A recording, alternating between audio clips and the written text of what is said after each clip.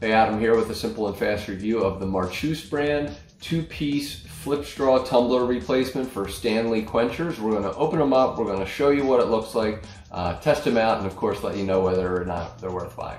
Alright, so as we get these open, you'll find your straw and your cleaner in a separate pack. And then of course,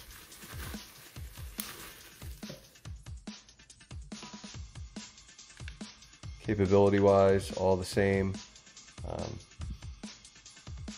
Nobody would really know unless they took this off. So we'll show you what it looks like on top of a Stanley. So we got a 40 ounce and obviously just screws right in.